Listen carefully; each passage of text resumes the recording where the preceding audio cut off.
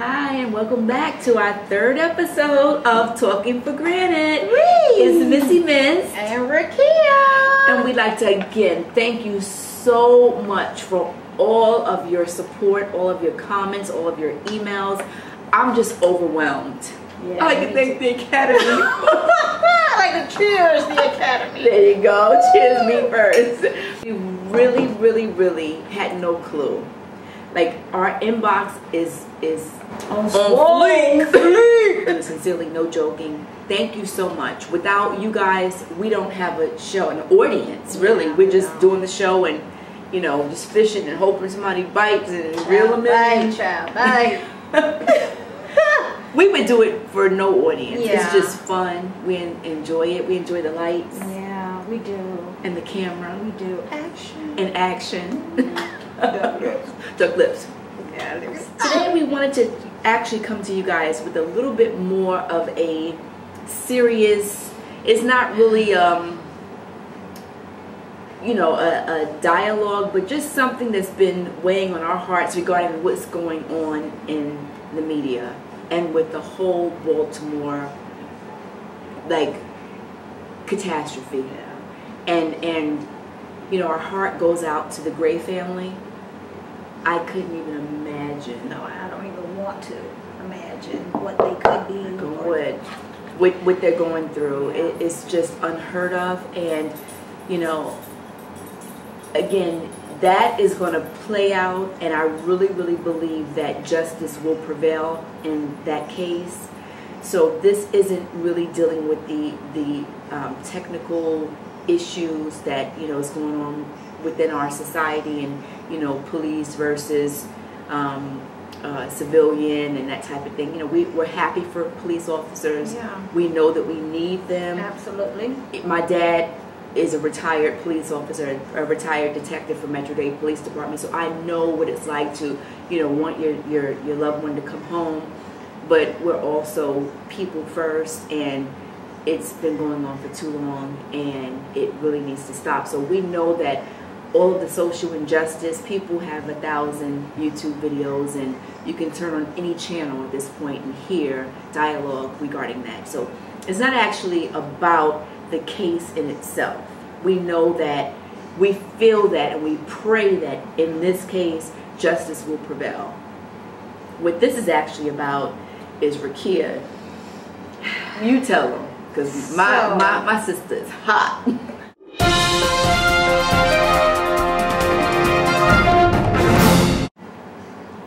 I have been watching CNN. I've been watching, because I don't watch the news per se, but when there's something going on this big, I tune in because I want to kind of know what's going on without being so immersed in in all the images, good, bad, or indifferent. So I can really do without that kind of stuff.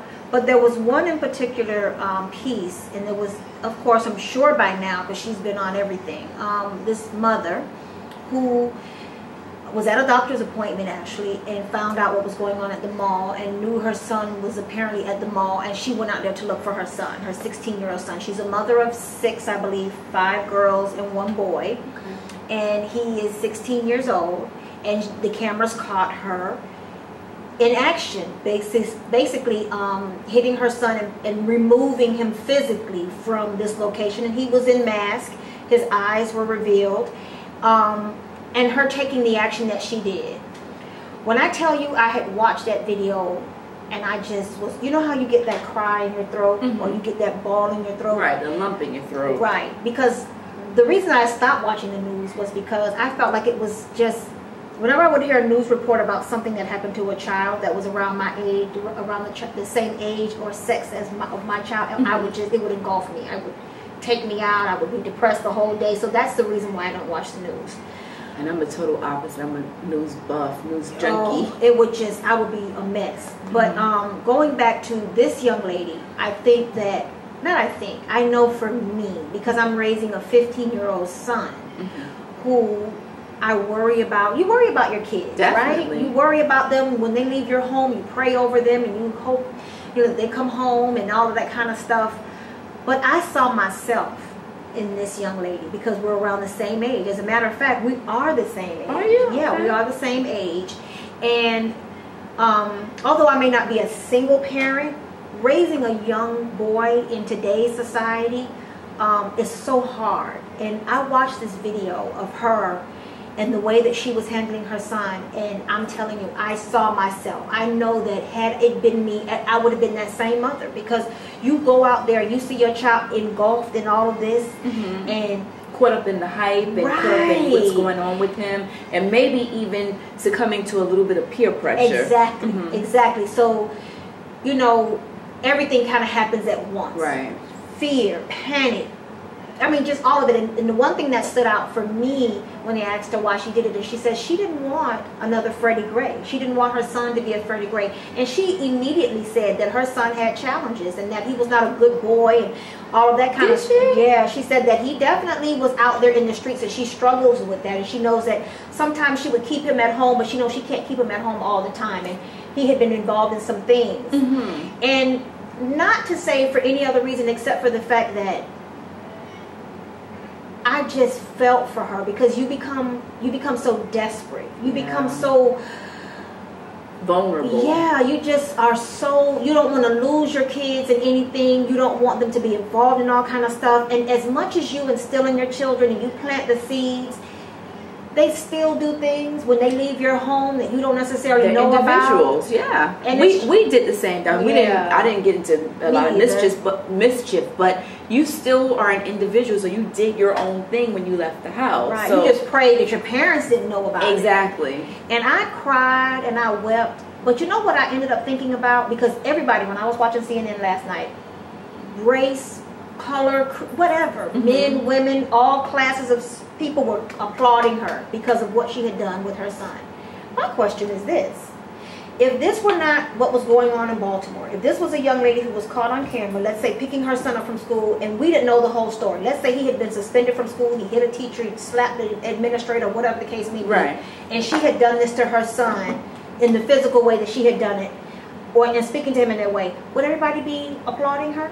Because we're so quick to applaud her because of what's going on in Baltimore right now, right? Because what we struggle with as parents is that the first thing that people want to do when we discipline our children in the way that they don't think we should discipline our children in public, they're automatically call that toll-free number. Yeah, child abuse this and child abuse that. Right. So that's what I want to know. I want to know if people think.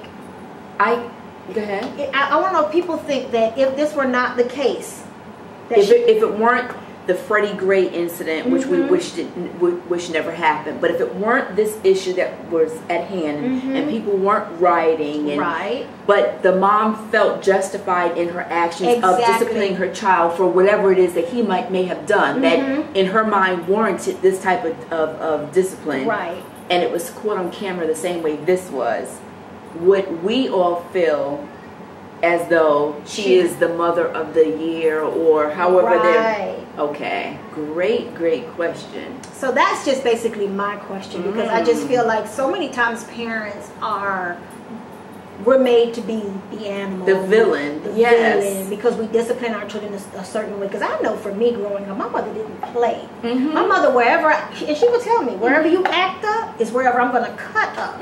So I knew if I was wherever I was, and it wasn't like I was a bad child, but I got hit in the grocery store somewhere, and I did something, and that just was the way. And nobody said anything. She didn't go to jail. Like today, that toll-free number. It's like, I mean, I don't know. I just feel like, although I am grateful for the fact that people are seeing this, and maybe this is what we needed. But I'm grateful for the fact that, you know, even though she apologized, because she says that even though she lost her job, she did, not because of this. She had lost her job a while ago. Okay. And so she says that she's been basically, you know, doing more volunteering at church and different things like that. She said her thing was she was embarrassed that her pastor was going to see her, and her, you know, the people she go to church with, was going to see her in this way, and not necessarily the physical part. Don't be embarrassed. They did the same thing, or they got the same thing. And they're going to tell you, girl, you get a pass, because she was worried about just her language, and she's like, oh, my pastor's going to hear me, and he's going to, you know, my thing is that I know my pastor will be like, girl, slap that boy across the head because not that's but I just the judgment. I just feel like we can do away with the judgment. Right. I just really am so great, and I can't tell you the last time I cried watching the news, because I don't really watch the news, but I couldn't get myself together. I just couldn't get myself together because I felt so proud at that moment, because it was like America saw us taking our kids back. Right. And allowing us to be parents and trusting that I love my child more than any of y'all watching. Thank you. And that I'm not going to do anything that is going to harm him. Exactly. Although there are those out there who will harm a kid. So I understand the blurred line, between discipline and abuse, but I do feel that, if given the chance and the opportunity to allow parents to parent once again, I believe that you guys wouldn't have as many problems in the street that you have today. Right. And I think someone said it best a while. Let me discipline him now so that he don't have to arrest him and beat him up later. So I believe that. I believe definitely, I have like I said, a 15-year-old son, and I want the best for him. That's right. And if I ever do anything, nobody's perfect, and I'm sure I'd have messed up a lot of times, but I've always come from a place of love. That's right. And again, we're not talking about the people who definitely abuse their children. Right. I'm just simply talking about the fact that we need to get back to letting parents be parents. Yes. People want to jump on top of parents. I heard a story a while ago where a lady was disciplining her child in the store, and mind you now, but the child was being really disruptive and acting a fool, and then people were cutting their eyes at the mom and basically looking at her like, you're not going to do nothing with your child. Do? Right. When the mom finally spanked the child or whatever, oh my goodness, one lady came and grabbed the mom's arm and restrained. I'm like, well, make up your mind. You either want to be mad with me because he acting out, and then you want to be mad with me because I discipline him the way that I want to discipline him, or the way that, I feel is justified. It's like, who are we living for? I know. Who are we living for? I worked in social services for years, and just to see some of the great families that don't get me wrong, some cases still give me chill bumps and nightmares to this day. But some of the families did not deserve to be in the system for just simply disciplining their child. And not to go in too deep, but I really feel that if corporal punishment was placed back into the school systems, if parents were allowed to parent and chastise their children the way that we grew up being chastised. I'm not talking about abuse or extension cords, and I understand that it's really something that's hard to monitor, because who's to say who's going to go overboard. But what do you do once the kid goes to jail? Right. What are you doing to them in there? Exactly. And then you want to say, well, what happened to his parents? He wasn't raised right. Where was his parents all this time? You're cracking him across the head when he goes to jail, or putting him in solitary, or right. Cops, once they get into the hands of the police officers. We see what happened to Gray. Right. So allow the person that loves them and the family that loves and cherishes them and wants the best for them to take care of it within the household. You won't have a lot of these problems on your hands out in the street, and that's just my solid opinion. I really believe that. I believe that too. I'm a mother of 4-year-old twin boys, Hi. and I shiver in my boots when I think about what's to come. Yeah. Being a black boy in America. That's hard. And it's a whole new world. I'm just so frightened as to what, at least like your son is 15, and for the most part he did get a little bit of the old school almost learning. As if he skated out of it a little bit. Yeah. This is a whole new world. It is. And I'm like, what? When you come from the school that we come from, and then trying to raise kids in this new world, it's almost like you try to stay a step ahead. You try to stay, I don't know. I don't know. I just know for me, I have to stay prayed up. I have to pray the coverings of my children. Yeah, because I talk about my 15-year-old son because we're talking about the situation with the young lady and her son. But, you know, the fact that I have a daughter away in college and just praying over her and hoping and, you know, not hoping because I don't believe in hope or luck, but just praying over the fact that, you know, faith. Yeah, that they'll be okay. Because if you pray, you shouldn't worry, but that's the human side of me. You know what I mean? I can't. It's going to happen. Unfortunately. But the moment they come into this world, it's so funny because I was listening to something and I can't remember what. A young girl was talking to her dad, and the young girl said, "Daddy's, you know, don't worry about me. Don't worry about me. I'll be fine." And he said, "That's my job, is to worry about you." And you don't really realize that, like when you were a kid and your parent just, like, "Mom, I'm going to this person's house. I'm going to spend the night." And in my house, you couldn't just say that. But I'm saying some people were able to do that. In my case, it was planned out. My mom knew who the person was. She knew their parent. Exactly. And 9 times out of 10, the person came to our house. We couldn't go to their house. But there was one friend, and shout out to you, Prashonda and Jeanette. They were cool. My mom worked with her mom, and I mean, they were cool people. And when you went there, you knew there were certain standards that you had to abide by. And still, your parents still worried when the two of us took the bus to 163rd Street Mall. That was the livest. Yes. Thing. Oh man. And that was like the outing, being able to get on this bus and go to the mall, because back then malls were all the rage, and they had the game rooms in the mall and that type of stuff. Yeah. Which is my age. I know, right? Anyway, just to hear your mom say, "Once you get there, call me." And back then, you didn't have cell phones. There was a payphone. Literally go find a payphone. So the payphone was in the mall. You would call, "Mommy, I made it." "Okay, call me when you're about to leave." You get on the. You're like, "Okay, my mom is really, really tripping." Back then, word for the day, bugging. Yeah, my mom was bugging. My mom was bugging. But now, as an adult and as a parent, I understand it. Live long enough is what she always says, and it's so true. It's like, it's a scary thing once you have this life that you've, you know, brought into the world. You'll give anything to make sure that that kid or those children are okay. So it's a whole different world once you become a parent and you realize that these kids are your responsibility. Absolutely. You know, and you want to make sure that nothing happens to them. So it's a really tough situation for guys and for girls and for all races of people. You know, people are suffering and going through different strife all throughout the world.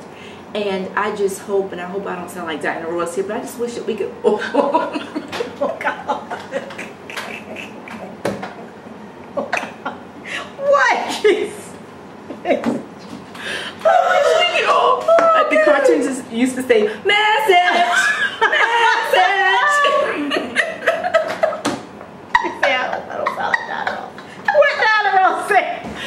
I wish we could all be free. I wish we could all get along. I just wish that we could all live in harmony and understand that the person next to you has as much right to live here and breathe and live on this earth as you. Yeah. So treat people the way that you want to be treated. So what, you have a badge. So what, you have a gun. So what, you have a position. Treat the person next to you as though they were your family member, because they are someone's family member, you know? It kills me. It really burns me up. And I don't want to cry on this. Please, Father. But my heart aches for these people. It can be our brother or our sister tomorrow. It's happening every week. Every week. Every day, really, because there are so many murders and so many just killings that don't make the news, that don't make the national news, that we don't riot for, and that we don't protest for, and we aren't calling the great Al Sharpton for. Like, I mean, there's stuff happening every day in every community. Right. Get out there, do the same for everyone. Everyone's life is equally loved, and everyone's life is equally valuable. You know, so I just pray for this family. I pray for all the families of everyone on earth, that we all can just live in peace. And I know that's not what we're set up to do, but I just wish that we could all just get along. I was trying not to use Rodney King. God rest his soul. Oh, but something I wanted to mention a little bit, and it's not comic relief, but I just really, my husband and I watched it today. Oh, and I love him. You guys can look at my Facebook page and you see that's one of the people that I have as my favorite athlete, Ray Lewis. Did you watch his video? No. Wait. Was he talking about the whole? Yeah. I saw it on Facebook, but I didn't watch the video. Really? It's bad. It's not bad. It's just he forgot that he wasn't on the football field. Not on my watch. Not on my watch. You have to watch. You know how he gets hyped. He's like, oh. He's sitting in the chair, right? Girl.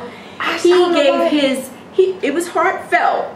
Don't get me wrong, it was heartfelt. And again, I'm not trying to make light of it, but we need to lighten this little thing up a little bit. I gotta go watch this now. Girl, you need to go to YouTube and watch Ray Lewis, Baltimore Riots. He is getting in your butt, said Baltimore. I mean, he went in. But it's just his delivery. Okay, it's a little bit of nervous reaction, but he sat there and he started off in, a normal tone. Oh no.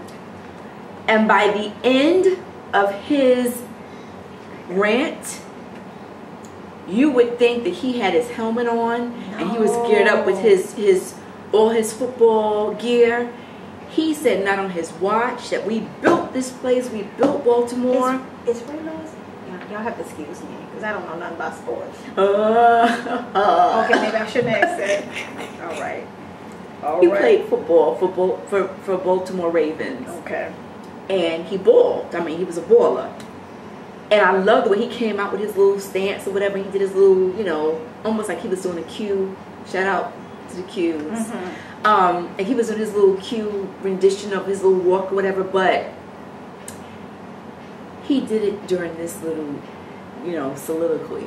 And you couldn't help but at the end, either you felt hyped and like, yeah, I agree, like, yeah. Or you felt like, defense.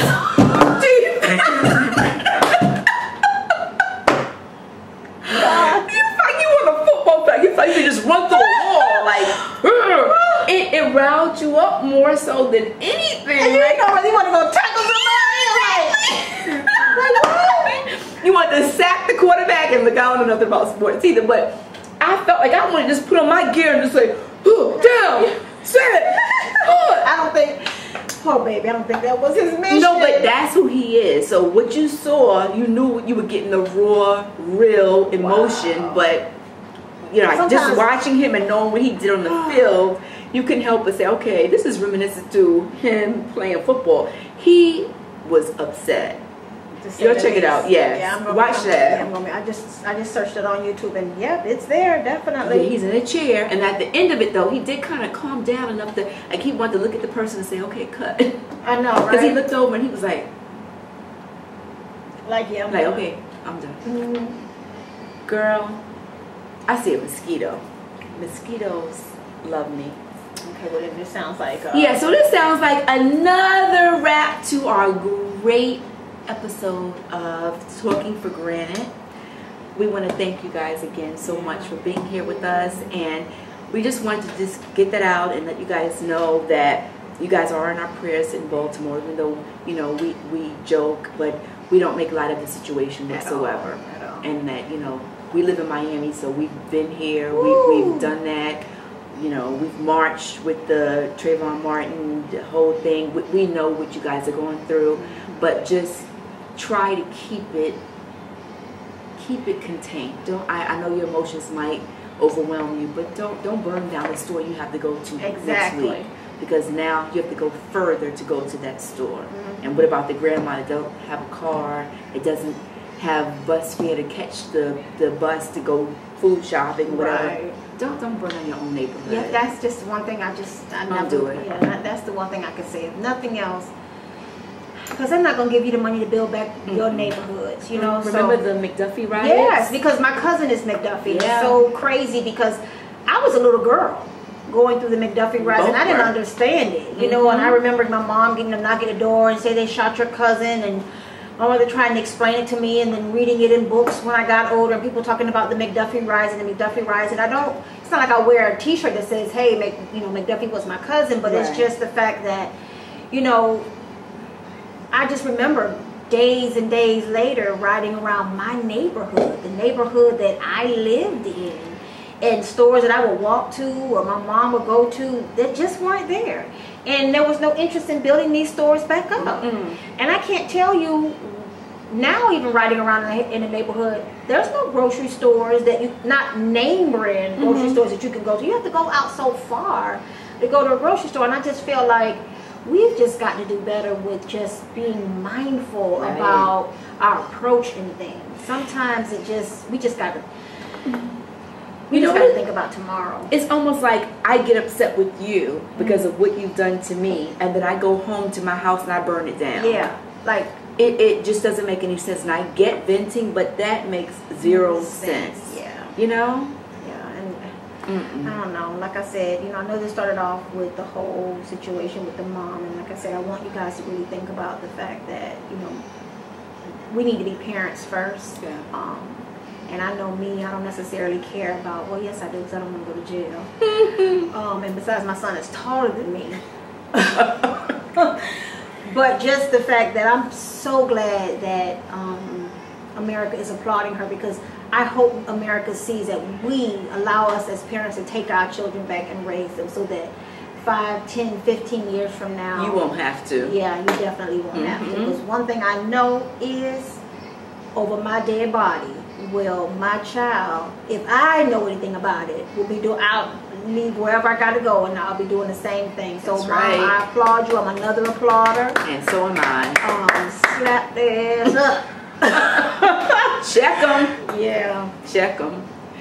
Well, again, thank you so much for watching Talking for Granite. Again, I'm Missy Mist. I'm Rakia. And we'll see you on the next episode. Peace and love. Bye. Back it up. Back it up. Back it up.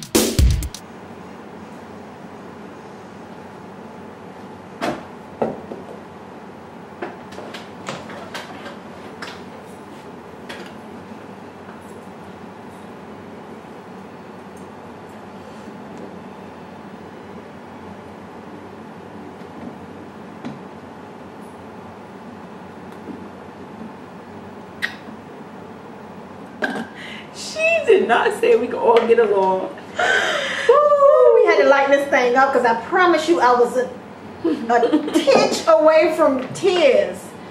I see you. Woo. Woo. Yeah. That's a solid episode. Back it up. Back it up. Back it up.